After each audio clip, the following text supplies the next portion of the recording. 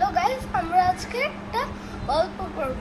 গল্পটার নাম হচ্ছে বুকা বুকা। লিখেছেন মোহাম্মদ জাফর ইকবাল। বুকা বুকা। একটা ছিল অনেক বড় জঙ্গল। সেই জঙ্গলে ছিল একটা বড় গাব গাছ। সেই গাব গাছে থাকতো একটা ছোট ভূত। সেই ভূতটার নাম ছিল বুকা বুকা।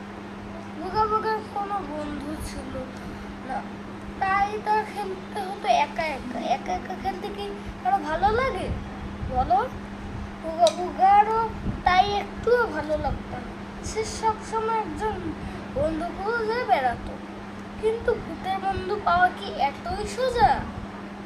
একদিন বুকা বুকা তার গাব গাছে পা ঝুলিয়ে বসে আছে। হঠাৎ দেখে জঙ্গলের পাশ দিয়ে একটি ছোট ছেলে হেঁটে যাচ্ছে। বুকা বুকা আগে কখনো কোনো মানুষ দেখেনি, তাই প্রথমে সে একটু ভয় পেয়ে